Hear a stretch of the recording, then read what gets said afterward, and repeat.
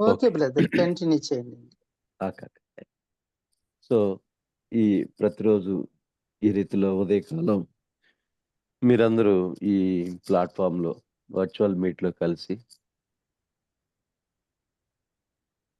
కొద్దిసేపు ప్రార్థన చేసి, దేవుని వాక్యాన్ని ఆలోచించి, ఈ రీతిలో గ్యాదర్ అవ్వటం అనేది చాలా సంతోషదాయకమైనటువంటి విషయం. సో, మీతో కూడా అప్పుడప్పుడు ఫెలోషిప్‌లో కలవటానికి దేవుడిస్తున్న ఈ కృపను బట్టి దేవుని స్తుతిస్తూ మీకు కూడా మా హృదయపూర్వక థాంక్స్ తెలియజేస్తూ వాక్యంలో నుంచి కొద్ది భాగాన్ని మనం ఆలోచన చేసుకుందాం. కొలస్సీలకు రాసిన పత్రిక మొదటి అధ్యాయం 7, 8 వచనాలు ఇలా రాయబడి ఉన్నాయి. 7, 8 వచనాలు. కొలస్సీలకు రాసిన పత్రిక మొదటి అధ్యాయం 7, 8 వచనాలు. ఎపెఫ్రా అను మా ప్రియుడైన తోడి దాసుని వలన మీరు ఈ సంగతులు నేర్చుకొంటిరి. అతడు మా విషయంలో నమ్మకమైన క్రీస్తు పరిచారకుడు. అతడు ఆత్మయందలి మీ ప్రేమను మాకు తెలిపినవాడు. అదే విధానంలో 4 అధ్యాయం 13, 12, 13 వచనాలు చదువుతున్నాం. ఇదే కొలస్సీలకు రాసిన పత్రిక 4 అధ్యాయం 12, 13 వచనాలు. మీలో ఒకడును క్రీస్తు యేసు దాసునైన ఎపఫ్రా మీకు వందనములు చెప్పుచున్నాడు. మీరు సంపూర్ణులను ప్రతి విషయంలో దేవుని చిత్తమును గూర్చి సంపూర్ణ ఆత్మ నిశ్చయత గలవారినై నిలకడగా ఉండవలెనని ఇతడు ఎల్లప్పుడూ మీ కొరకు తన ప్రార్థనలో పోరాడుచున్నాడు. ఇతడు మీ కొరకును, లవోదికయ వారి కొరకును, హియరాపోలి వారి కొరకును బహు ప్రయాసపడుచున్నాడని ఇతని గురించి సాక్ష్యమిచ్చుచున్నాను.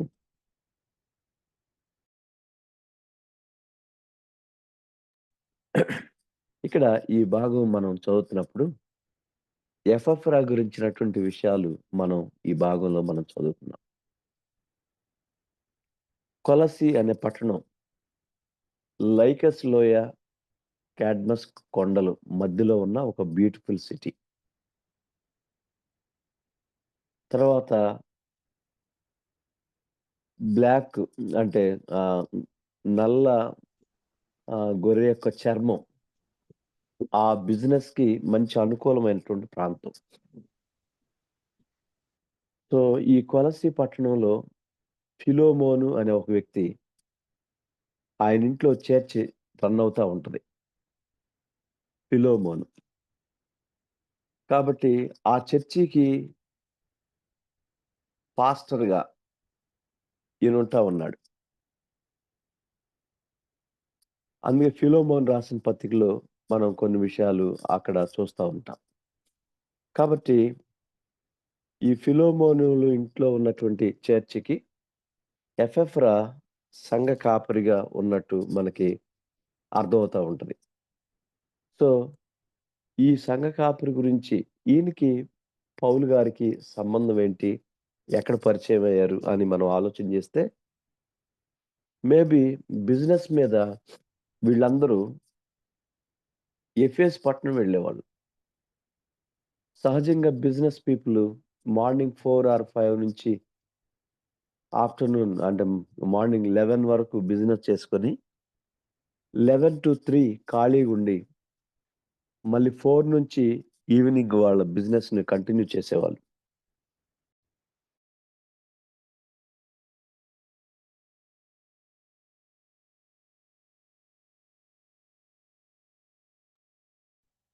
ఇలా ఏదైతే బ్రేక్ టైమ్ ఉందో 11-3 అపోస్తలుడైన పౌలు గారు తురన్ను అనే ఒక పాఠశాలలో తరగతి గదులు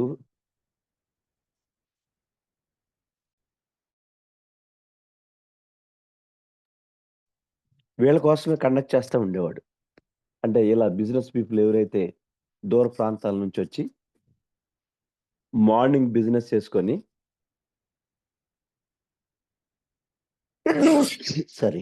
మళ్ళీ ఈవినింగ్ బిజినెస్ చేసుకొని మధ్యలో ఎవరైతే ఖాళీగా ఉంటారో వాళ్ళ కోసం కొన్ని తరగతి గదులు కండక్ట్ చేయటం. మేబీ వాటిల్లో ఎపఫ్రా కూడా పరిచయం అయ్యుండొచ్చు. ఈ ఎపఫ్రా గురించి ఎఫెఫ్రా పౌలు గారి ద్వారే ప్రభు దగ్గరికొచ్చారు. ఈ ఎఫెఫ్రా గురించి ఆయన చెప్తున్నటువంటి మాటలు కొన్ని ఈరోజు మనం ఆలోచించేద్దాం. 7వ వచనం. ఎఫెఫ్రా అను మా ప్రియుడైన తోడి దాసుని వల్ల మీరు ఈ సంగతులు నేర్చుకున్నారు. ఎఫెఫ్రాని పరిచయం చేస్తూ ఆయన అంటున్న మాటేందంటే, ఎఫెఫ్రా అను మా ప్రియుడైన తోడి దాసుని వలన మీరు ఈ సంగతులు నేర్చుకున్నారు. మా తోడి దాసుడు, ప్రియుడు.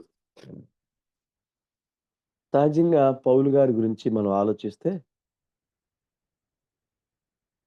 నేను క్రీస్తుని పోలి నడుచుకుని ఉన్న ప్రకారం మీరు నన్ను పోలి నడుచుకొనుడి అని చెప్పగలిగిన ధైర్యం కలిగినటువంటి ఒక వ్యక్తి. అంత ఆత్మీయంగా ఎదిగినటువంటి వ్యక్తి. తర్వాత ఆ రోజుల్లోనే గమాలియేలు పాదాల దగ్గర పీహెచ్‌డీ పట్టా పొందినటువంటి గొప్ప వ్యక్తి. ధర్మశాస్త్రంలో బాగా నిష్ణాతుడైనటువంటి ఒక గొప్ప వ్యక్తి. ఒకవేళ నేను అతిశయించాల్సొస్తే ఫిలిప్పీయులకు రాసిన పత్రిక 3 అధ్యాయంలో ఈ మాటలు చెప్తాడు. నాకంటే ఇంక గొప్పగా ఎవరు అతిశయపడరు. ఎందుకంటే ధర్మశాస్త్రంలో ప్రవీణత కలిగినోడిని. ఇశ్రాయేలు వంశపు వాడిని. బెన్యామీను గోత్రంలో పుట్టా. హెబ్రీయుల సంతానం. ధర్మశాస్త్ర విషయంలో ఆసక్తిపరుడిని. సంఘాన్ని హింసించడంలో గొప్పోడిని. నాలాంటి సమాన వయస్కుల్లో నా అంత గొప్పోడెవరు లేరు. అంటే అలాంటి స్టేటస్ కలిగినటువంటి వ్యక్తి. ఆ వ్యక్తి అంటే అంత స్టేటస్ కలిగిన వ్యక్తి ఏమన్నాడంటే, నా తోడి దాసుడు, నా తోడి దాసుడు. అంటే ఈక్వాలిటీని ఎలా మెయింటైన్ చేస్తున్నాడో ఇక్కడ మనకు అర్థమవుతా ఉంది. ఈక్వాలిటీ. ఎలాంటి తారతమ్యాలు లేకుండా. కొన్నిసార్లు మనం కొంత ఆత్మీయంగా ఎదగగానే లేపోతే మంచి బైబిల్ పరిజ్ఞానం లేదా కొన్ని డిగ్రీస్ బీటీహెచ్ గాని, ఎంటీహెచ్ గాని, రెవరెండు ఇలాంటివొచ్చినప్పుడు అసమానతల్ అసమానతల్ని మనం మెయింటైన్ చేయటానికి అవకాశం ఉంటుంది. ఒకవేళ అలా మెయింటైన్ చేయాలంటే ఈయనకి చాలా ఆధిక్యతలుంది. చాలా అవ చాలా అవకాశం ఉంది. కానీ నా తోడి దాసుడు. నా తోడి అనేది అంటే సమానత్వం. Equality. There is no more difference. తర్వాత నా ప్రియుడు. మా ప్రియుడగు. మా ప్రియుడైన. దేన్ని బట్టి ప్రియత్వం? కొంతమందికి కులాన్ని బట్టి ప్రియత్వం వస్తది. కొంతమంది వాళ్ళకున్న హాబిట్స్‌ని బట్టి ప్రియత్వం వస్తది. కొంతమంది వాళ్ళ మధ్య ఉన్న అవినాభావ సంబంధాన్ని బట్టి ప్రియత్వం వస్తది. కానీ ఇక్కడ ప్రియత్వం దేని గురించి అంటే, మా ప్రియుడు దేనివల్ల? క్రీస్తు రక్తం వల్ల. మనందరం శారీరకంగా ఎక్కడెక్కడ వాళ్ళమో. రకరకాల కులాలు, మతాలు, వర్గాలు అన్నీ. కానీ మనల్నందరిని కలిపింది క్రీస్తు రక్తం. క్రీస్తు రక్తం.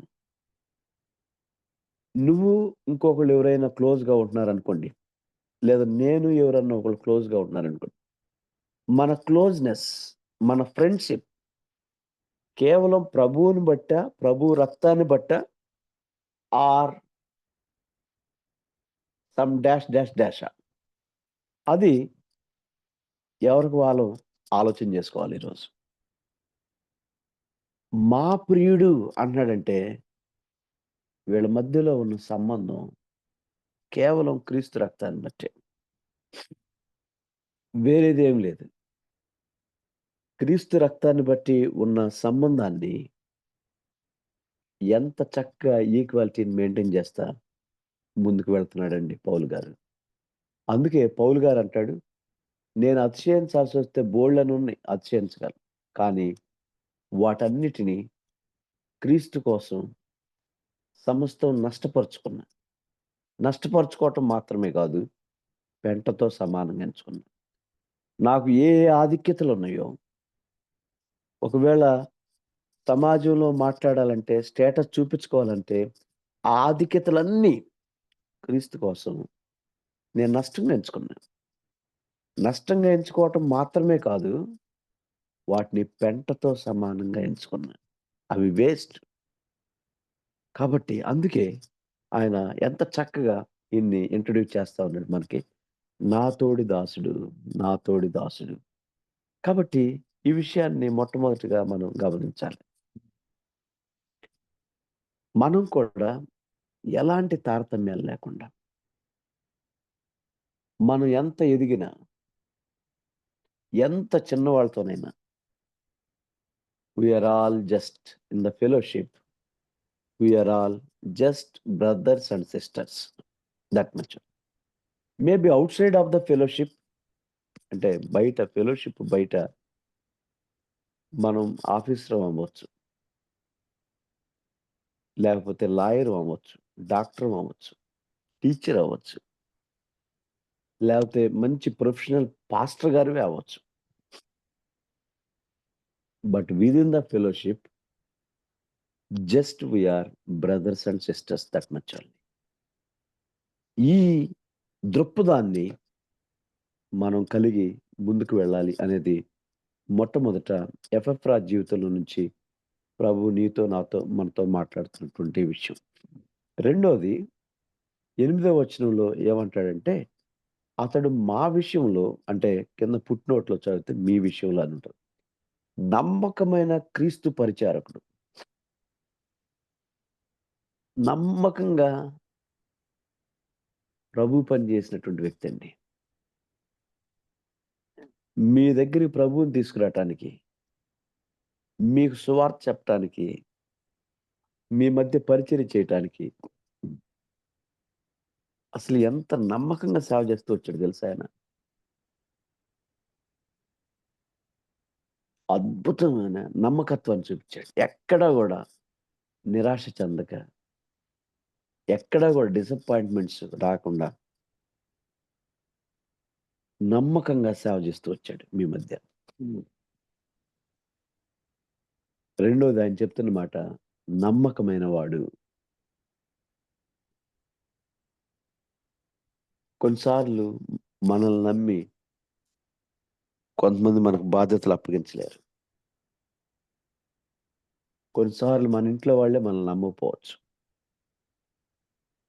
కానీ పౌలు గారు ఎపఫ్రా గురించి చెప్తున్న మాట ఏందంటే, ఎంత నమ్మకస్తుడండి.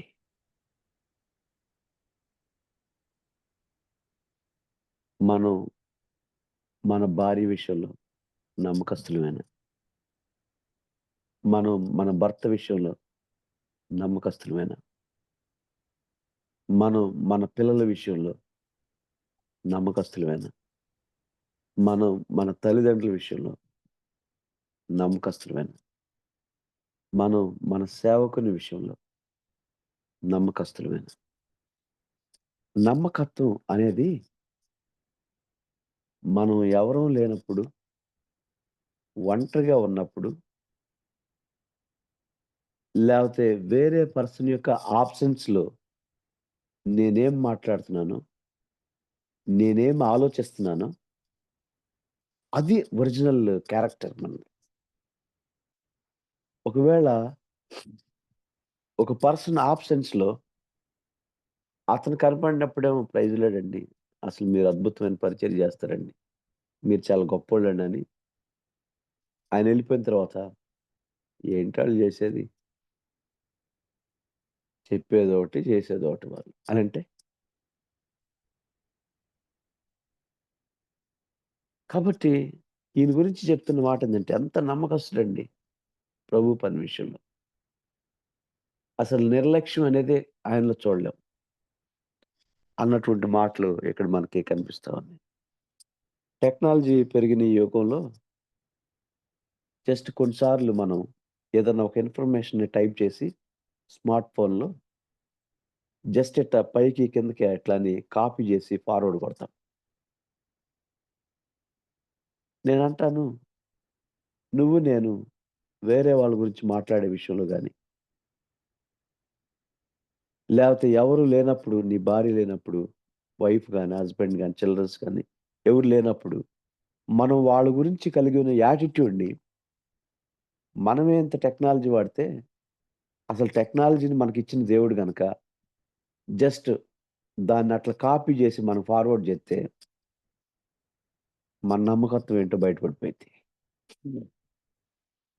ఒంటరిగా ఉన్నప్పుడు, ఎవరు లేనప్పుడు, మనకొచ్చే ఆలోచనలు, మనం చేసే తలంపులు, మనం మాట్లాడే మాటలు, ఇవి మన ఒరిజినల్ క్యారెక్టర్‌ని తీసుకొస్తాయి. కాబట్టి ఎలా ఉంటున్నాం? నమ్మకమైన క్రీస్తు పరిచారకులమైన మనం, ప్రభువుని పరిచయం చేసేవాళ్ళమైనా, ప్రజలు మనల్ని చాలా నమ్మకస్తులండి అని చెప్పి, లేతే మన చర్చ్ మెంబర్స్ చాలా నమ్మకంగా ఉంటారండి అని చెప్పి, లేతే మన ఆఫీస్‌లో వర్క్ చేసే దగ్గర ఎంతో నమ్మకంగా ఉంటారండి అని చెప్పి, ఒకవేళ ప్రభువు మన గురించి ఆ మాట చెప్పకపోతే, అది వేషధారణ జీవితమే అయ్యిద్ది. ఆ సమయానికి వేషం ధరించుకున్నట్టే అవుతా ఉంటది. అందుకే యోహాను రాసిన మొదటి పత్రిక 5వ అధ్యాయం 9వ వచనం ఏమని రాస్తారంటే, యోహాను రాసిన మొదటి పత్రిక 5వ అధ్యాయం 9వ వచనం. మనము మనుషుల సాక్ష్యం అంగీకరించుచున్నాము గదా! దేవుని సాక్ష్యము మరి బలమైనది. మనము మనుషుల సాక్ష్యము అంగీకరించుచున్నాం గదా! మంచిది. మనుషుల మధ్య చాలా నమ్మకస్తుడండి, చాలా యథార్థవంతుడండి, చాలా పరిశుద్ధుడండి, దేవుని కోసం నమ్మకంగా పనిచేస్తాడండి. మనుషులు మన గురించి ఇలాంటి మాటలు చెప్పడం చాలా మంచిది. అయితే అట్ ది సేమ్ టైమ్ దేవుడు మన గురించి ఇచ్చే సాక్ష్యం మరి మంచిది కదా! మరి బలమైనది కదా! దేవుడు నీ గురించి, నా గురించి ఏం టెస్టిమనీ ఇస్తాడు? ఏ సాక్ష్యాన్ని చెప్తారు? పౌలు గారైతే ఆయన విషయంలో నమ్మకమైన క్రీస్తు పరిచారకుడు అంటున్నాడు. అంతేకాకుండా అతడు ఆత్మయందలి మీ ప్రేమను మాకు తెలియచేసాడు. మీ ప్రేమనే అసలు యాక్చువల్‌గా ఈ 2 మనం కలిపి చదువుకుంటే కొలసీ పట్టణానికి పౌలు గారు అసలు రాల. కొలసీ పట్టణంలో పరిస్థితులు కొలసీ పట్టణంలో ఈ లెటర్ ఎలా వచ్చిందంటే జస్ట్ ఎఫెఫ్రా అక్కడున్న విషయాలు ఎక్స్‌ప్లెయిన్ చేసాడాయనకి. అక్కడున్న పరిస్థితుల్ని పాల్ గారికి చెప్పాడు. ఉన్నది ఉన్నట్టుగా అంటే మనం అర్థం చేసుకుందాం. ఎంత యాక్యురేట్ ఇన్ఫర్మేషన్ ఇస్తే ఈ లెటర్ వచ్చింది బైబిల్‌లో. కొన్నిసార్లు మనకి కొంత తెలిస్తే ఇన్ఫర్మేషను దానికి కొంత కలిపన్నా చెప్తాం. లేపోతే కొంత తీసేసైనా చెప్తాం. మనకి ఎంత వరకు అవసరమో అంతవరకే చెప్తాం. ఉన్నదున్నట్టు యదార్థంగా ఇన్ఫర్మేషన్ తెలిసింది తెలిసినట్టు ఫార్వర్డ్ చేయటం కష్టం. కానీ ఎఫెఫ్రా గురించి ఆలోచిస్తా ఉన్నప్పుడు, ఎందుకబ్బా ఇంత చక్కని మాట రాశారు. నమ్మకమైన అనే మాట. లేపోతే మీ అందరి ప్రేమనే తెలిపాడు మాకు అనేది ఆలోచిస్తున్నప్పుడు, మనకు అర్థమవుతుందేంటంటే, యదార్థమైన ఇన్ఫర్మేషన్ ఇచ్చాడు. మనం ఇతరుల గురించి మనం ఇన్ఫర్మేషన్ ఇచ్చేటప్పుడు కొన్నిసార్లు మనకిష్టమైనోళ్ళనుకోండి, అసలు అద్భుతమైన సాక్ష్యం చెప్తాం. వాళ్ళంటే మనకు పెద్ద అంత ఇష్టం లేదనుకోండి. ఏదోలే ఊరికే అట్ట చెప్పారు పర్లేదులే అంటాం. కానీ ఎఫెఫ్రా యాక్యురేట్ ఇన్ఫర్మేషన్. ఉన్నది ఉన్నట్టుగా. అందుకే బైబిల్‌లో ఒక పుస్తకం వచ్చింది. బైబిల్‌లో ఒక పుస్తకం వచ్చింది. మనం ఇచ్చే ఇన్ఫర్మేషను యథార్థంగా ఉంటుందా? నమ్మకంగా ఉంటుందా? సమాధాన పరిచేదిగా ఉంటదా? సమస్యలని తగ్గించేదిగా, ప్రాబ్లమ్స్‌ని సొల్యూషన్ వైపు దిశగా తీసుకెళ్లేదిగా ఉంటదా? లేకపోతే ప్రాబ్లమ్స్‌ని ఇంకా ఎక్కువ చేసేదిగా ఉంటదా? ప్రాబ్లమ్స్‌లోనే ఇంకా మునిగి తేలేటట్టు, వాళ్ళు వాటిలోనే కొట్టుకొని గందరగోళం అయ్యే పరిస్థితులకి వస్తుంది. సంఘంలో ఉన్న ప్రాబ్లమ్స్‌ని ఉన్నది ఉన్నట్టుగా యథార్థంగా సరిచేయాలన్న ప్రేమతో, అందుకే ఎఫెసీయులు రాసిన పత్రిక 5వ అధ్యాయంలో మనం చదువుకుంటాం కదా! ప్రేమతో సత్యం చెప్పుచు క్రీస్తు వలె మనం అన్ని విషయాల్లో ఎదుగుదాం. ప్రేమతో చెప్పాలి. సత్యాన్ని చెప్పాలి. అయితే ప్రేమతో సత్యాన్ని చెప్పుచు క్రీస్తు వలె మనం 4వ అధ్యాయం 13, 15 వచనం చదివితే, ప్రేమ కలిగి సత్యము చెప్పుచు క్రీస్తు వలె ఉండుటకు మనం అన్ని విషయాల్లో ఎదుగుదాం. 4వ అధ్యాయం 15 వచనంలో ఎఫెసీయులకు రాసిన పత్రిక. ప్రేమతో సరిచేయటమైనా, యథార్థమైన ఇన్ఫర్మేషన్ ఇవ్వటమైనా, ఏదైనా ప్రేమతో, దేవుని ప్రేమతో మనం చేస్తా ఉన్నప్పుడు దేవుడు అద్భుతంగా ఆ ఎఫర్ట్స్‌ని బ్లెస్ చేస్తాడు. ఇతనిచ్చిన ఇన్ఫర్మేషన్ వల్ల పౌలు గారు చక్కగా ప్రాబ్లమ్స్‌ని అడ్రెస్ చేస్తూ, ఆ ప్రాబ్లమ్స్‌కి సొల్యూషన్ చక్కటి లెటరు రావటానికి బైబిల్‌లో అద్భుతంగా మనకి కనిపిస్తుంది. కాబట్టి నీ గురించి, నా గురించి ప్రభు ఎంత యథార్థంగా ప్రయాసపడతారండి. ఎంత నమ్మకంగా ప్రయాసపడతారు. ప్రేమ కలిగిన మాటలే, అంటే వాళ్ళ గురించి ఏదన్నా పాజిటివ్ విషయాలే మాట్లాడతారు గానీ, వాళ్ళ గురించి లేనిపోయింది, అనవసరమైంది, లేనిది పుట్టించి చెప్పరండి. కలిపి చెరిపెడి బోధకుల వలె ఉండొద్దని బైబిల్ ఎంతో స్పష్టంగా చెప్తా ఉంది. కాబట్టి మనం కూడా ఎపెఫ్రా అలాంటి నమ్మకమైన జీవితాన్ని కలిగిన వ్యక్తులుగా ఉండాలి అనేది. అంతేగాకుండా ఏదైనా మీ ప్రేమనే మాకు తెలియచేసాడు. అంటే మీరు మమ్మల్ని ఎంత ప్రేమిస్తారు, ఎంత మా కోసం మీరు సాక్రిఫైస్ చేస్తున్నారు. అలాంటి ప్రేమ కలిగిన విషయాలు ఎక్కువ చెప్పాడు. కానీ సంఘంలో ఉన్న ప్రాబ్లమ్స్‌ని కూడా యథార్థంగా మాట్లాడాడు. కారణం ఏంటంటే సరిచేయటం కోసం. కాబట్టి ఇలాంటి ప్రేమనే పంచే ఆ గొప్ప నైజాన్ని, ఎందుకంటే మన దేవుడు ప్రేమమయుడని మనం చాలా సార్లు చెప్తాం. ఏ వ్యక్తినైనా ప్రేమతోనే జయించగలం. గొడవ పడి, హర్ట్ చేసి, ఆర్గ్యూ చేసి మనం ఎవరిని సంపాదించుకోలేం. ఆర్గ్యుమెంట్స్ వల్ల మన ఆర్గ్యుమెంట్‌ని మనం గెలవచ్చేమో గానీ, మనం ఒక సోల్‌ని పోగొట్టుకుంటాం. ఒక ఆత్మను పోగొట్టుకుంటాం. కాబట్టి ఈ విషయాల్లో మనం దేవుడు మనల్ని ఎంతైతే ప్రేమించాడో, ఏ ప్రేమతో అయితే ప్రేమించాడో, అదే ప్రేమతో నశించిపోతున్న వారి కోసం ప్రయాసపడి, వాళ్ళలో ఉన్న ప్రాబ్లమ్స్‌ని తీసేయటం కోసం యథార్థంగా ప్రయాసపడేవారిగా ఉండాలనేది మూడో విషయం. మొట్టమొదటిది ఈక్వాలిటీ మెయింటైన్ చేస్తున్నాడు. రెండోది నమ్మకమైన క్రీస్తు పరిచారకుడు. మూడోది ప్రేమనే తెలియచేసాడు గానీ, ప్రేమతోనే విషయాలు ప్రాబ్లమ్స్‌ని సాల్వ్ చేయటానికి ప్రయత్నం చేసాడు గానీ, ఏదో తన విధానంలో, వేరే విధానంలో, తన జ్ఞానంతో, అగ్రెసివ్‌నెస్‌తో, ఆర్గ్యుమెంట్స్‌తో, వీటితో ప్రాబ్లమ్ సాల్వ్ చేయటం నేర్చుకోవాలి.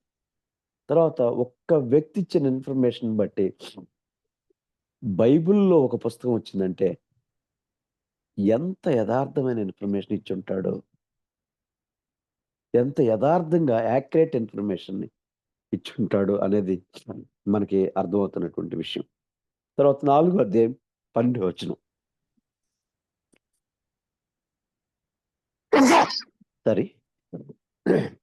4 అధ్యాయం 12 వచనంలో, ఎపెఫ్రా మీలో ఒకడు క్రీస్తు యేసు దాసుడైన ఎపెఫ్రా మీకు వందనాలు చెప్తున్నాడు.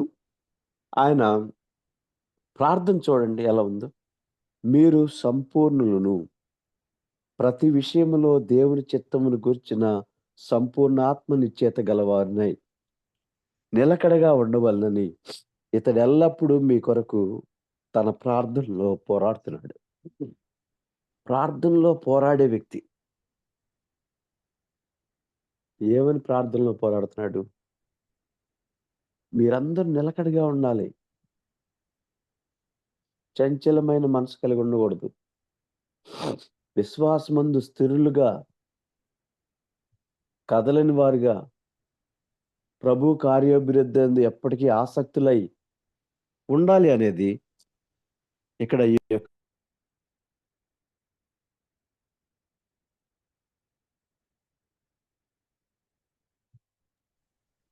కాబట్టి స్థిరంగా ఉండాలి. మనం కీర్తన గ్రంథం మొదటి అధ్యాయం 3, 4 వచనాలు చదివితే 4వ వచనంలో దుష్టులు ఆలాగుండక గాలి చెదరగొట్టు పొట్టు వలె ఉంటారు. పొట్టు చంచలత్వానికి సూచన.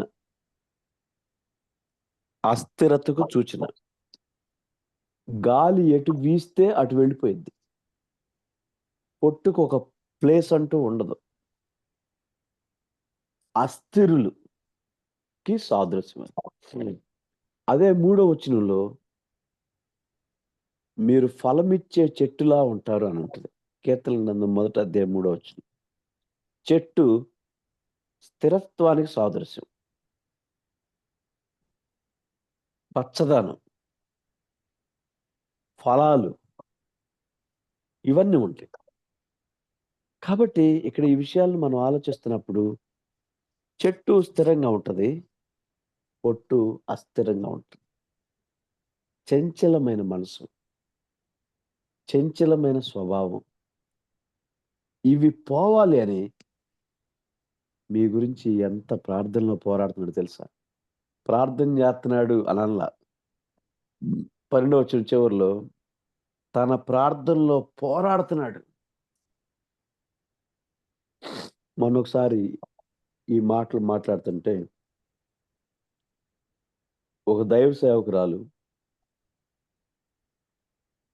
10 సంవత్సరాల నుంచి ఎందుకు నా సంఘం అభివృద్ధి చెందట్లేదు? ఏంటి నాలో లోపం? ఏంటి నాలో లోపం ఏంటి? లేకపోతే మేము చేసే మినిస్ట్రీలో మా ఫ్యామిలీలో ఏంటి లోపం అని 10 ఇయర్స్ నుంచి ప్రేయర్ చేస్తా ఉన్నానండి. దేవుడు ఈరోజు నాకు ఆన్సర్ ఇచ్చాడని ఒక దైవ సేవకురాలు చెప్తా ఉంది. అంటే విశ్వాసుల కోసం ప్రార్థనలో పోరాడటం, వాళ్ళు నిలకడగా ఉండాలని, స్థిరులుగా, కదలని వారిగా, ప్రభు కార్యాభివృద్ధి యందు ఎప్పటికీ ఆసక్తి కలిగి ఉండేవారుగా, సంపూర్ణులుగా, ప్రతి విషయంలో దేవుని చిత్తాన్ని గూర్చిన సంపూర్ణ ఆత్మ నిశ్చయత కలిగిన వారై ఇది ఆయన యొక్క ప్రార్థన. సంపూర్ణతలోకి రావాలి. ఆత్మలో ఫలించాలి. ఆత్మలో అభివృద్ధి చెందాలి. ఇవన్నీ ఎఫెఫ్రా ఎక్కడి నుంచి నేర్చుకున్నాడు అని నేను ఆలోచిస్తా ఉన్నప్పుడు ఇదే కొలస్సీ బుక్కు మొదటి అధ్యాయం 9-12 వచనాలు కలిసి ఉన్నాయి. కొలస్సీయులకు రాసిన పత్రిక మొదటి అధ్యాయం 9-12 వచనం. అందుచేత ఆ సంగతి వినిన నాటి నుంచి అంటే ఎఫెఫ్రా దగ్గర నుంచి వినిన నాటి నుంచి మేము మీ నిమిత్తం ప్రార్థన చేయటం మానక పౌలు గారు ఏమని ప్రార్థన చేస్తారు చూడండి.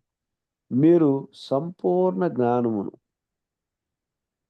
ఆత్మ సంబంధమైన వివేకం గలవారును ఆయన చిత్తమును గూర్చి పూర్ణంగా గ్రహించిన వారై ప్రతి సత్కార్యంలో సఫలగుచు దేవుని విషయమైన జ్ఞానమందు అభివృద్ధి పొందుచు అన్ని విషయాల్లో ప్రభువును సంతోషపెట్టినట్లు ఆయనకు తగినట్లుగా నడుచుకోవాలి. ఆనందంతో కూడిన పూర్ణమైన దీర్ఘశాంతం, ఓర్పు కనపరచాలి. ఇది పౌలు గారు వీళ్ళ గురించి ప్రార్థన చేస్తారు. అంటే ఈ ప్రార్థన ఎఫెఫ్రా ఎక్కడి నుంచి నేర్చుకున్నాడు అనంటే పౌలు గారి దగ్గర నుంచి. ప్రియ స్నేహితుడా, సహోదరి, మనం కూడా నేర్చుకోవాల్సింది ఇలాంటి ప్రార్థన. మన గురించి మనం చేసుకోవాలి. మన కాంగ్రిగేషన్ గురించి కూడా మనం ఈ రీతిలో ప్రార్థన చేయాలి. మన గురించి మనం చేసుకోవాలి. ముందు మనం స్థిరంగా నిలబడాలి. ఎన్ని ఆటుపోట్లొచ్చినా, ఎన్ని నిందలొచ్చినా, ఎన్ని అవమానాలొచ్చినా ప్రభువే నాకు మాదిరి. ఆయన కంటే ఎక్కువ అవమానాలు రావు గదా మనకి. ఆయన కంటే ఎక్కువ నిందలు రావు గదా మనకి.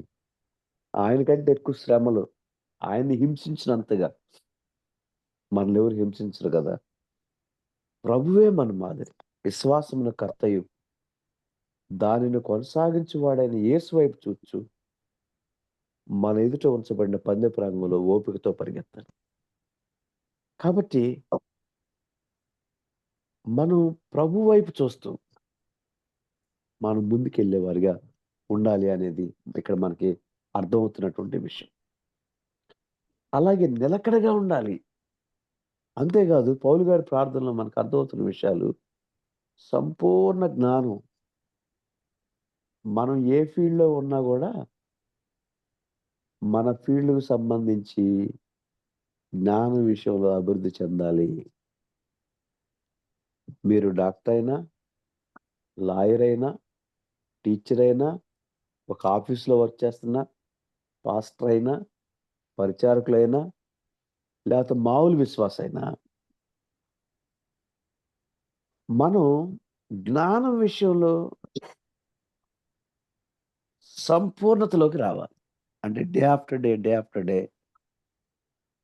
మనం అందుకే సంపూర్ణ జ్ఞానం. రెండోది ఆత్మ సంబంధమైన వివేకం. ఏదో గుడ్డిగా అలా ఉండటం కాదు. అది దేవుడిచ్చే వరం. ఆత్మ సంబంధమైన డిజర్నింగ్ స్పిరిట్ అంటారు. ఆత్మ సంబంధమైన వివేకం. కొంతమంది జస్ట్ అట్లా 2 మాటలు మాట్లాడగానే, ఈ బ్రదర్ ఏదో కొద్దిగా ఇట్లా ఉన్నారు, ఈ సిస్టర్ ఏదో ఇలా ఉన్నారు అని ఈజీగా రికగ్నైజ్ చేయగలరు. దేవుడు వాళ్ళకు ఆ గిఫ్ట్ అంటే ఆత్మ సంబంధమైన వివేకం ఇస్తాడు. మన మాటల్లోనే మనల్ని పట్టేస్తారు. మనం మాట్లాడుతూ ఉండగానే విషయాలు వాళ్ళకి అర్థమైపోతా ఉంటాయి. కొంతమంది మనల్ని చూడగానే వాళ్ళకి అర్థమైపోతాయి. దేవుడు ఆ విషయాలు అర్థమయ్యేటట్టు చేస్తాడు. తరువాత ఆయన చిత్తమును గూర్చి పరిపూర్ణంగా గ్రహించాలి. ఆయన చిత్తాన్ని గూర్చి. మన చిత్తాలు గాదు, మన ఉద్దేశాలు గాదు. మనం ఏదనుకుంటే అది జేయటం గాదు. ప్రభు చిత్తం ఏంటి? అసలు ఒకసారి భగత్ సింగ్ గారిని ఒక గొప్ప వ్యక్తి ఇలా అడిగాడంట. మీరు దాదాపు చాలా సంవత్సరాలు యేసు ప్రభుని చాలా సన్నిహితంగా వెంబడించారు గదా! ఏంటి మీ సేవా పరిచర్య అంతట్లో దేవుని దగ్గర నుంచి మీరు నేర్చుకున్న మోస్ట్ ఇంపార్టెంట్ థింగ్ ఏంటో ఒకటి చెప్తారా? ఒక్క మాట చెప్తారా అన్నాడు. అసలు అన్ని సంవత్సరాల సేవా అనుభవంలో ఒక్క మాట ఏం జెప్తారు చెప్పండి మీరు? ఏమన్నా చెప్పగలవా? ఒక్క మాటలో చెప్పండంటే, కానీ భగత్ సింగ్ గారు అన్నారంట, "knowing God's will and obeying God's will" అన్నాడంట. దేవుని చిత్తాన్ని కనుక్కోవటం, దేవుని చిత్తానికి లోబడటం. ఆ రీతిలో జీవించటం. మళ్ళీ ఇంకో ప్రశ్న అడిగాడట. ఎందుకండి 2 సెపరేట్‌గా జెప్పారు అనంటే, దేవుని చిత్తం కనుక్కోవటం అన్నారు. దేవుని చిత్తం లోబడటం అని గూడా అన్నారు. ఎందుకు 2 సెపరేట్‌గా జెప్పారు అనంటే, అప్పుడు చెప్పారంట, కొంతమంది విశ్వాసులకి అసలు దేవుని చిత్తం చేయాలి, దేవుని చిత్తాన్ని గురించిన గ్రహింపే ఉండదు. మరికొంతమందికి వాళ్ళ జీవితంలో, వాళ్ళ పిల్లల విషయంలో, వాళ్ళ కుటుంబ విషయంలో, వాళ్ళ పరిచర్య విషయంలో, వాళ్ళ జాబ్ విషయంలో దేవుని చిత్తం ఏంటో తెలుసు. కానీ దేవుని చిత్తం చేయరు. అది రెండో బ్యాచ్. మూడో బ్యాచ్ దేవుని చిత్తాన్ని పరిపూర్ణంగా గ్రహించి దేవుని చిత్తానికి లోబడే బ్యాచ్. ఈ 3 కేటగిరీలో ఈ 37 మందిలో ఏదో కేటగిరీలో నువ్వు నేను ఉండాలి. డెఫినెట్‌గా ఉండాలి. ఎవరికి వాళ్ళు వ్యక్తిగతంగా ఆలోచన చేసుకుందాం. ఈ 3 కేటగిరీస్‌లో నువ్వు నేను ఏ కేటగిరీ? దేవుని చిత్తం గురించిన అసలు ఆలోచనే లేదా? ఏం పర్లేదులే భయ్, మనం బిలీవర్స్, మనం ఏది చేసినా దేవుని చిత్తమే. మనకు దేవుడు మంచి జ్ఞానం ఇచ్చాడు. ఏం పర్లేదు అని అనుకోని ముందుకెళ్తున్నామా? దేవుని చిత్తం ఏదో తెలిసి, అబ్బా! దేవుని చిత్తం చేయలేములే అబ్బా! అనుకోని విధేయత చూపించకుండా ఉండే బ్యాచా? లేకపోతే దేవుని చిత్తం ఏంటో గ్రహించి, దేవుని చిత్తానికి సంపూర్ణ విధేయత చూపించే ఈ కేటగిరీ. ఈ 3 కేటగిరీ పీపుల్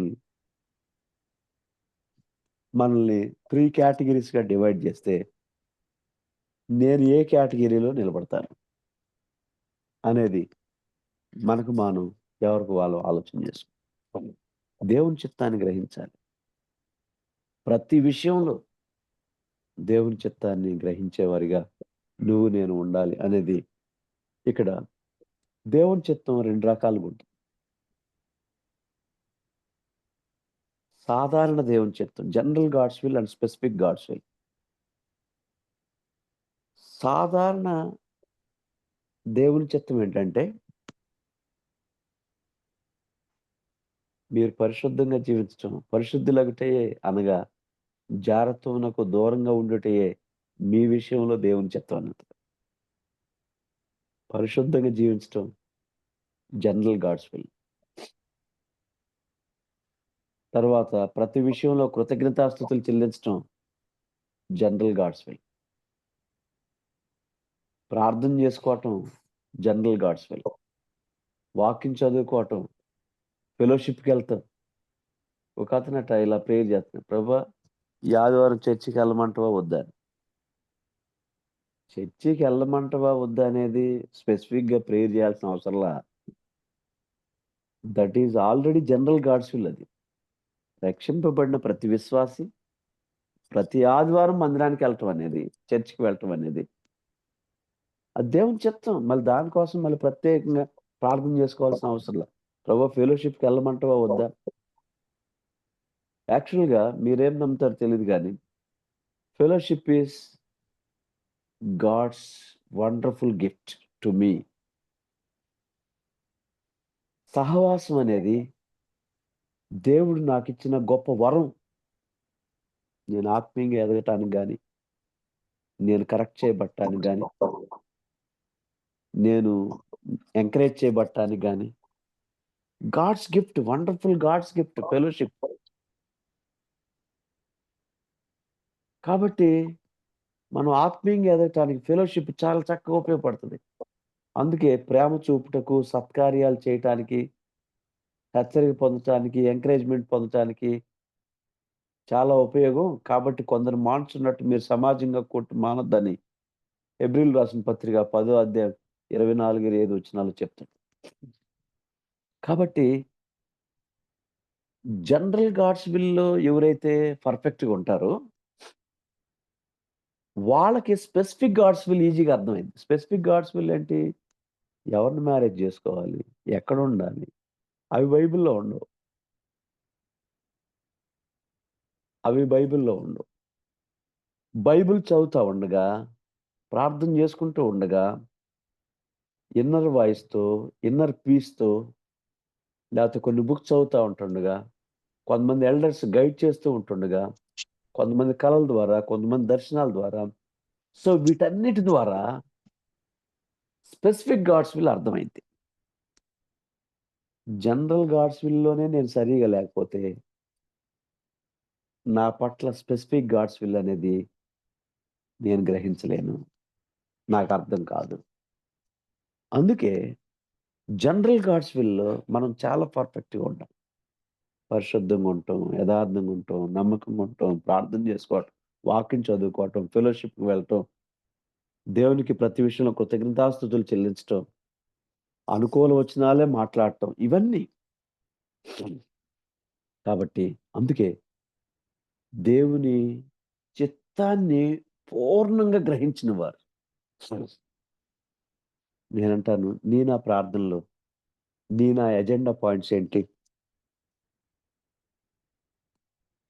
పౌలు గారి ప్రార్థనలో ఎజెండా పాయింట్స్ ఇవి. ఏంటి? సంపూర్ణ జ్ఞానాన్ని కలిగుండాలి. First agenda. రెండోది, ఆత్మ సంబంధమైన వివేకం కలిగిన వారై ఉండాలి. Second agenda point. ఆయన చిత్తాన్ని పూర్ణంగా గ్రహించిన వారే 3. ప్రతి విషయంలో సత్కార్యులు సఫలమవ్వాలి. ప్రతి విషయంలో సఫలం. ఆయన చిత్తానుసారంగా ముందుకెళ్తున్నప్పుడు ఇంక విఫలం అవుతాం. ఆయనే నడిపిస్తాడు గదా చక్కగా.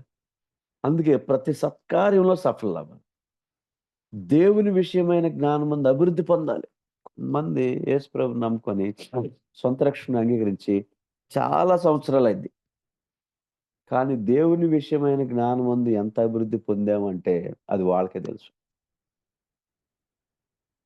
మనకంటే చిన్న పిల్లలు చిన్న వయసులో చాలా విషయాలు నేర్చుకొని ముందుకెళ్ళిపోతా ఉంటారు. కాబట్టి దేవుని విషయమైన జ్ఞానమందు వాక్యాన్ని బాగా తరోగా చదవటం, ప్రార్థనలు ఎక్కువ గడపటం, వాక్యాన్ని తరోగా చదవటం, దేవుని విషయమైన అందుకే దేవుని గురించిన జ్ఞానం నిమిత్తం నేను అన్నిటిని ఆయనను, ఆయన పునరుత్థాన బలాన్ని నేను ఎరిగే నిమిత్తం, ఆయన శ్రమల్లో పాలువాడవుట ఎరిగే నిమిత్తం సమస్తాన్ని నష్టంగా ఎంచుకున్నా అంటాడు. అర్థమైందా? ద క్రీస్తును సంపాదించుకుని ధర్మశాస్త్రమైన నా నీతిని గాక, క్రీస్తునందలి విశ్వాసమూలనైన నీతిని అనగా, విశ్వాసాన్ని బట్టి దేవుడు అనుగ్రహించిన నీతి గలవాడినై ఆయనయందు అగపరచాలని. అంటే దేవుని గురించిన జ్ఞానం విషయంలో మనం ప్రతిరోజు అభివృద్ధి చెందాలి. అది one of the agenda point. తర్వాత అన్ని విషయాల్లో ప్రభువుని సంతోషపెట్టాలి. పిల్లల మ్యారేజ్ విషయంలో ప్రభువుని సంతోషపెట్టాలి. పిల్లల చదువుల విషయంలో ప్రభువుని సంతోషపెట్టాలి. మనం ఏదన్నా కొనే విషయంలో ప్రభువుని సంతోషపెట్టాలి. మనం ఏదన్నా మన ఆలోచనల విషయంలో ప్రభువుని సంతోషపెట్టాలి. మన కుటుంబ విషయంలో ప్రభువుని సంతోషపెట్టాలి. అన్ని విషయాల్లో. అసలు ఇది అనేది లేదండి. అన్ని విషయాల్లో నీ ద్వారా, నా ద్వారా ప్రభువుని సంతోషపెట్టగలుగుతున్నామా? ప్రభువుని సంతోషపెట్టుచు ఆయనకు తగినట్టుగా నడుచుకోవాలి. ఓర్పును, పూర్ణమైన ఓర్పు, దీర్ఘశాంతం కలిగుండాలి.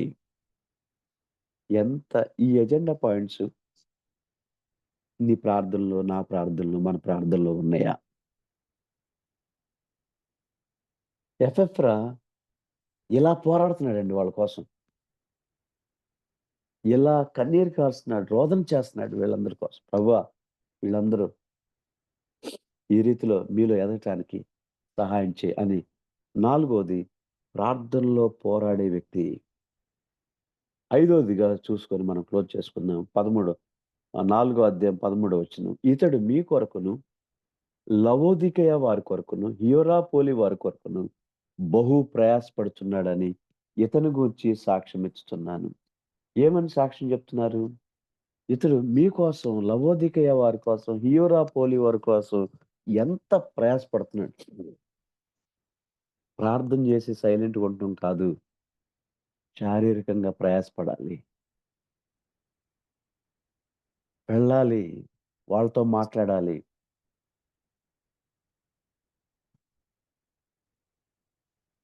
అవసరమైన చోట ఫిజికల్‌గా కొన్నాళ్ళు ఉండాల్సొస్తది. కాబట్టి ప్రార్థనలో పోరాడే వ్యక్తి మాత్రమే కాదు. బ్రదరు ప్రార్థన చేస్తున్నాం. ఏం కాదులే ధైర్యంగుండు. కాదు. Your presence is needed. మనం చెప్పే మాట it's okay. But your presence also needed అక్కడ. నా presence it will make big difference. మనం అక్కడ మాట్లాడే మాటల కంటే మన ప్రెజెన్సే కొంత మార్పు తీసుకొస్తది. అలాంటివి మనం కోల్పోతున్నామేమో. అందుకే బహు ప్రయాసపడుతున్నాడు. శారీరకంగా గూడా ప్రయాసపడేటువంటి గొప్ప వ్యక్తి. పరిచర్య జరగాలి, పరిచర్య జరగాలి. దేవుని పని జరగాలంటాం. మనమేమన్నా ప్రయాసపడుతున్నామా? మనం ఎక్కడికన్నా వెళ్ళగలుగుతున్నామా? మనం ఎవరికన్నా ఒక ట్రాక్ ఇవ్వగలుగుతున్నామా? మనం ఎవరికన్నా ఒక పర్సనల్ ఇవాంజలిజం చేయగలుగుతున్నామా? కనీసం ఒక ప్రాంతం వెళ్లి ఔట్‌రీచ్ ప్లేస్ వెళ్లి ప్రేయర్ చేయగలుగుతున్నామా? ఆ ప్లేస్ గురించి కన్నీరు కార్చగలుగుతున్నామా? అడుగుపెట్టి అడగాలి. నన్నడుగుడి జనములను మీకు స్వాస్థ్యంగా భూది గదంతాలు మీకు సొత్తుగా ఇస్తాను. నన్నడుగు. ఎళ్లి అడుగుపెట్టి అడిగితే దేవుడు మనకిస్తాడు. కాబట్టి ఇలాంటి దేవుడు గొప్ప దేవుడిని మనం కలిగున్నాం. కాబట్టి ఈ విషయాల్ని ఆలోచన చేద్దాం. అందుకే ఈయన ప్రార్థనలో పోరాటమే కాకుండా శారీరకంగా బహు ప్రయాస ఒక విశేషాన్ని రాసి ఉంచాడు. బహుగా ప్రయాస. ఒకవేళ నువ్వు ప్రయాస పడుతున్నావేమో, కానీ బహుగా ప్రయాసపడే ఈ విధానం ఉందా? ఎపఫ్రా గురించి అసలు జనరల్‌గా ఒక ఆత్మీయ స్థితిలో పరిణితి చెందిన ఒక గొప్ప వ్యక్తి వెరీ జూనియర్ గురించి ఎంత చక్కగా మాట్లాడుతున్నాడండి. బహుగా ప్రయాసపడుతున్నాడు. మనమేమంటాం ఆ! పర్లేదులే బానే చేస్తున్నాడులే. ఆ! పర్వాలా అంటాం. క్యాజువల్‌గా కొట్టేస్తా ఉంటాం. కానీ ఎంత విశేషాలు ఉపయోగించి పౌలు గారు ఈ మాటలు రాస్తున్నాడో అర్థం చేసుకోవాలి మనం. కొన్నిసార్లు మనం ఎంకరేజ్ చేసే విషయంలో మనకంటే బాగా చేయొచ్చు వాళ్ళు. కానీ నాకంటే బాగా ప్రయాసపడుతున్నావు బాబు అనే మాట పొరపాటున కూడా రాదు మనకి. అంత అప్రిషియేషన్స్ మనం ఎవరి గురించి మాట్లాడం. ఆ! పర్లేదులే బానే చేస్తున్నారు. పర్వాలా. మరి వాళ్ళొచ్చిందే సేవ గదా! మరి అట్లా చేయక ఏం చేస్తారులే చెయ్యాలిగా అంటారు. బహు ప్రయాసపడుతున్నాము. నా కంక్లూజన్‌లో నీవు నేను రక్షింపబడ్డాం. నా ఫ్యామిలీ మెంబర్స్ రక్షింపబడ్డారా? నా రిలేటివ్స్ మారుమనసు పొందారా? నా నైబర్స్ మారుమనసు పొందారా?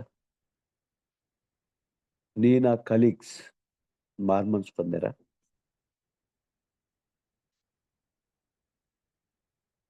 ఏదో చర్చికి ఊరికే వస్తూ పోతూ ఉన్నారేమో కొంతమంది.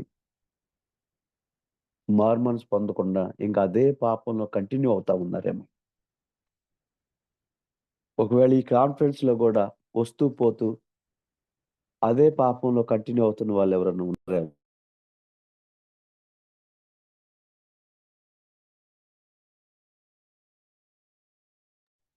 అలాంటి వారికి దేవుని మాటేందంటే,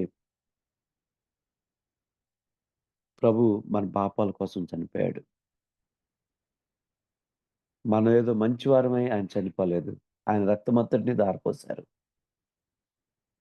ప్రియ స్నేహితుడా, సహోదరి, నీ పాపాలు ఒప్పుకున్నవా? యేసుక్రీస్తు ప్రభుని సొంత రక్షణగా అంగీకరించావా? యేసు ప్రభుని సొంత రక్షణగా అంగీకరించకుండా ఇలాంటి ఎన్ని మీటింగ్‌లకి అటెండ్ అయినా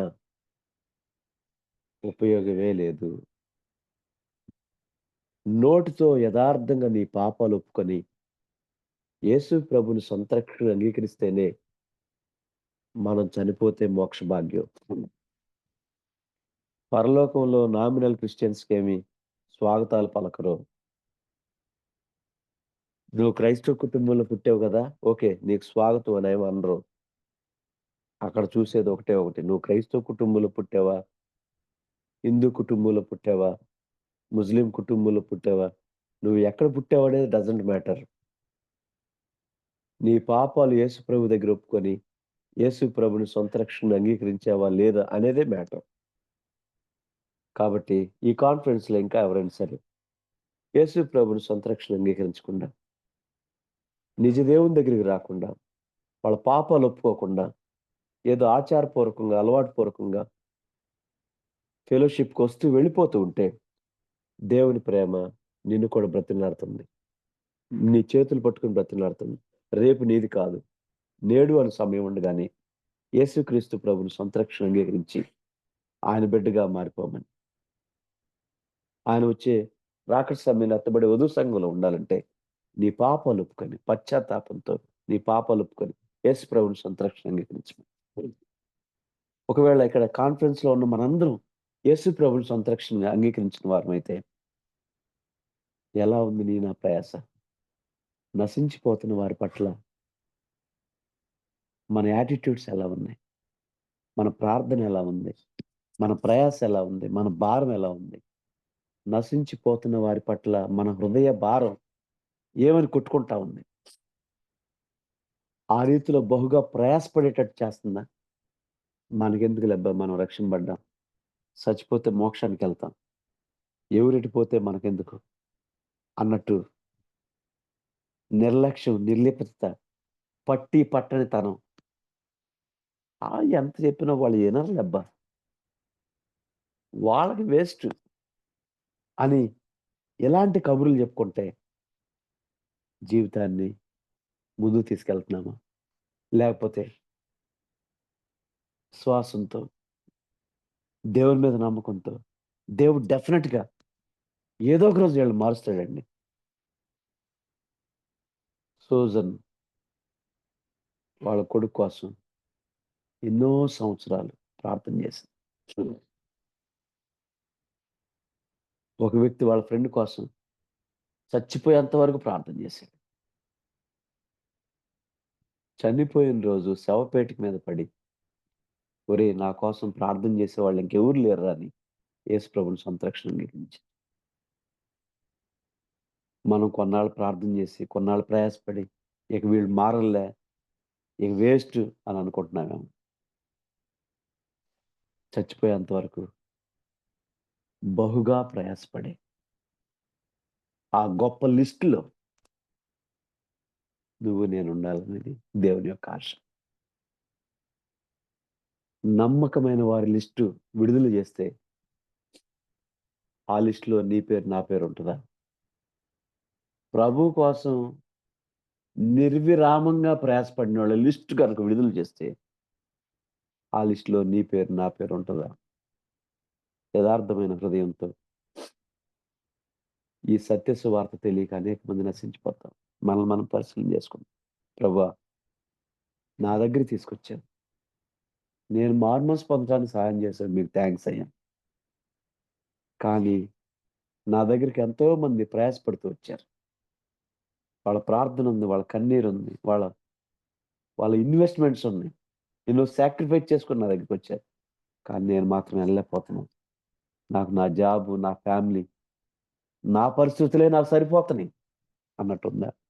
ఎలా ఉన్నాయి అనేది ఒకసారి వాక్యపు వెలుగులో మనం పరిశీలన చేసుకుంటూ యథార్థమైన హృదయంతో నశించిపోతున్న వారి పట్ల బహుగా ప్రయాసపడి ఆ లిస్ట్‌లో నీ పేరు, నా పేరు ఉండాలని అప్పుడు వాడాబారని మహిమ కిరీటాలు పొందుకుంటాం. నీతి కిరీటం పొందుకుంటాం. క్షయం కానటువంటి కిరీటాలు పొందుకుంటాం. ప్రధాన కాపరి ప్రత్యక్షమైనప్పుడు అలాంటి కిరీటం నువ్వు నేను పొందుకుంటాం. ఈ స్నేహితుడా, ఈ లోకంలో స్నేహితురాలా, ఈ లోకంలో కిరీటాలయితే కనపడతాయి. కనపడని కిరీటాలు ప్రభు నీ కోసం, నా కోసం పరలోకమందు భద్రం చేసి ఉంచాడు. ఆ కిరీటం నీతిగల న్యాయాధిపతి అది నాకు మాత్రమే కాక తన ప్రత్యక్షతను అనుగ్రహించిన వారందరికీ అనుగ్రహిస్తాడు. నీతి కిరీటం. నీతి కిరీటం ప్రభు దగ్గర నుంచి పొందుకునే వారికి, ఆ రీతిలో ప్రయాసపడేవారిగా నీవు నేను మనందరం ఉండాలని చెప్పి తెలియచేస్తూ ముగిస్తా ఉన్నాను. దేవుడి మాటలు మన కొరకై దీవించి ఆశీర్వదించును గాక. Amen. Thank you so much for giving this wonderful opportunity. Thank you so much brother.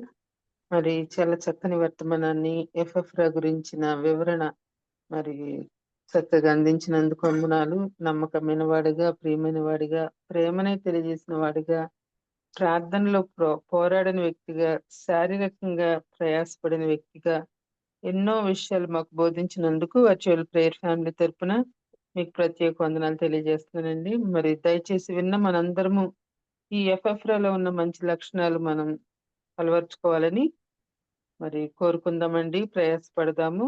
మన మధ్యలో ఉన్న పాస్టర్ మురళీ బాబాయ్ గారు ముగింపు ప్రార్థన, పరలోక ప్రార్థన ఆశీర్వాదం ఇవ్వాల్సిందిగా కోరుతున్నానండి. పాస్టర్ మురళీ బాబాయ్ గారు.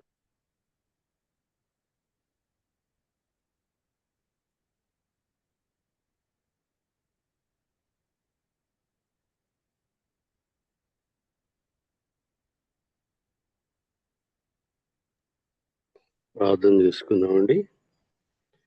దయగలిగిన తండ్రి, కృపగల నిశ్రక్షగా బంగారు పదాలకు వందనాలు స్తోత్రాలు చెల్లిస్తున్నాము నైనా. ఈ ఉదయకాల వేళలో చిన్న మందగా మమ్మందరిని పాదాల చెంతకు చేర్చుకున్నారు. మీకే వందనాలు స్తోత్రాలు. ఇంత పర్యంతం దైవదాసులు ఎలీషాబాబు గారు నిలువ పెట్టుకున్నారు. ఎఫ్ఎఫ్రా జీవితంలో ఉన్నటువంటి కొన్ని నిగూఢమైన సత్యాలు మీరు మాకు బోధించిన రీతిని బట్టి మీకే వందనాలు స్తోత్రాలు చెల్లిస్తున్నామైనా. గొప్ప దైవజనుడైన పౌలు గారి ద్వారానైనా ఆయన శ్లాఘించబడ్డాడు, కీర్తించబడ్డాడు. ఆయన యొక్క విశ్వాస జీవితాన్ని గురించి పొగిడిన వాడుగా పౌలు గారిని మేము చూస్తున్నాం. మేము కూడా అదంటే మా జీవితాల్లో ఎఫ్ఎఫ్రా జీవితాన్ని అన్వయించుకొని అలాగే జీవించడానికి సహాయం తెచ్చామని కూడా ప్రార్థిస్తున్నాం. ఈ జూమ్ గుడికి ఏర్పాటు చేసి మమ్మల్ని అందరినీ ఉదయకాల వేళలో మీ పాదాల చెంతకు తీర్చిన ప్రీతముడు బావిని బట్టి పాసాన్ని కృష్ణని అప్పుడే దీవించండి, ఆశీర్వదించండి, మేలు కలిగించమని ప్రార్థిస్తున్నాం. అలాగే తండ్రి బావికి సహకరించినటువంటి బిడ్డలందరినీ బట్టి పాసానికి వస్తున్నాను. జాన్సమును బట్టి, ప్రసిద్ధమును బట్టి, అలాగే నాయన జాన్సన్ బట్టి, స్వరూపును బట్టి, తేజాన్ని బట్టి, కోర్ కమిటీని బట్టి మీ పాస్ సన్నిధికి వస్తున్నాను.